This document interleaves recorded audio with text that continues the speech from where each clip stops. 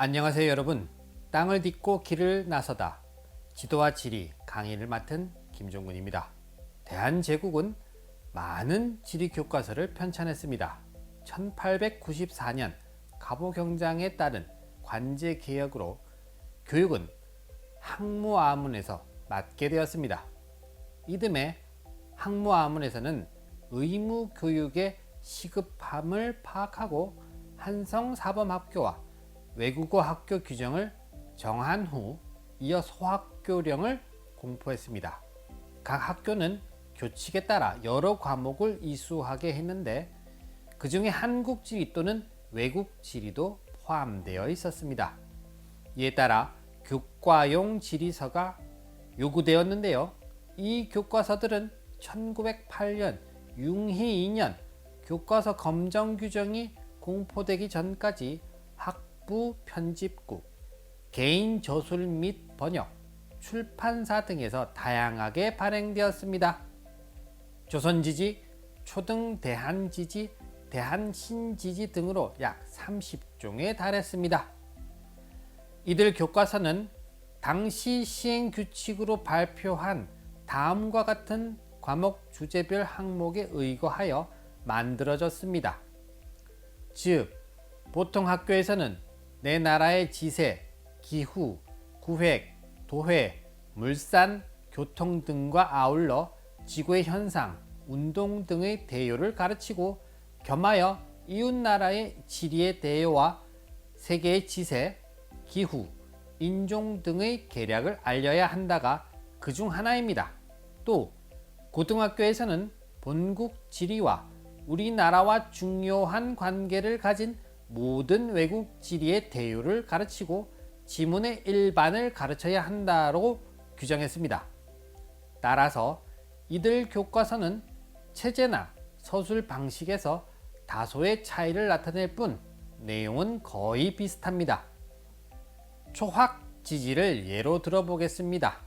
이 책은 미국 북장로교 선교사인 에드워드 밀러가 1906년에 부인과 함께 출간한 지리교과서입니다.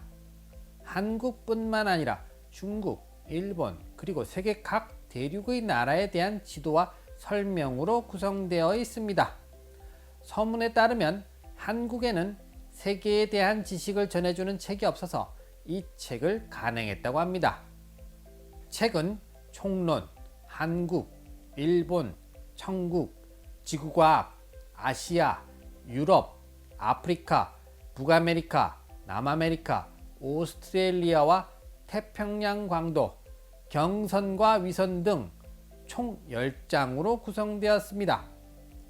세계 각 지역의 특징, 지리에 대한 질문이 정리되었고 지구 전후도와 유럽, 아프리카, 아시아 지도 등 세계 지도와 대한 지도가 실려 있으며 8면에는 천연색 편찬도가 수록되었습니다. 그리고 대한 지도에는 경부선, 경의선 철도가 안내되어 있습니다. 초학 지지는 세계 지리 전반에 걸쳐 기초적인 지식을 가르치는 교과서라 할 수 있습니다. 나라의 위치, 자연환경, 물산, 생활, 풍습 등을 중심으로 기술했습니다. 3인 필지처럼 순 한글로 이루어진 세계지리 교과서로서 학생들에게 세계에 대한 기초적인 지식을 제공했다는 점에서 의의가 있죠.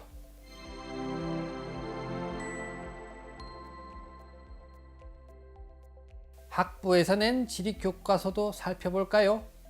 광무연간의 학부는 지구양론을 간행했습니다. 지구와 우리나라 및 세계 지리를 청소년에게 교육하기 위한 책입니다. 편찬자와 간행 연도는 명시되지 않았습니다.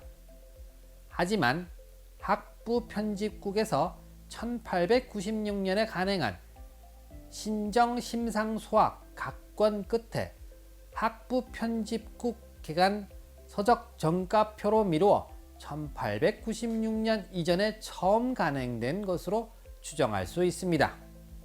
권두서명에는 지구양론이라는 한자와 함께 지구양론이라고 쓰여 있습니다. 주로 한글로 되어 있으나 중요 단어 옆에는 한자를 함께 썼습니다. 형식적인 구분 없으며 문답의 형식으로 총 196개 항목이 제시되었습니다. 내용상으로는 지구, 조선지지, 세계지지 3부로 구분됩니다. 지구에서는 모양, 운동, 크기, 육지와 해양의 비율, 대륙과 해양의 위치와 크기 등을 다루고 있습니다. 조선지지에서는 위치, 행정구역, 백두산과 대지, 감령, 감사, 영문을 기술한 뒤 팔도 지지를 각도별로 다루었습니다.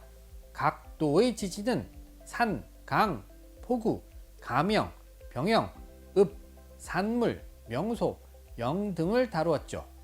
세계지지에서는 대륙별로 주요 국가를 다루며 위치, 수도, 행정구역, 산, 강, 포구 등을 설명했습니다.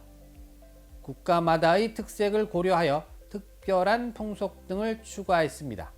마지막 부분에는 세계에서 가장 더운 곳과 추운 곳, 여러 인종의 피부색과 특징, 대륙별 분포 등을 다루고 있습니다.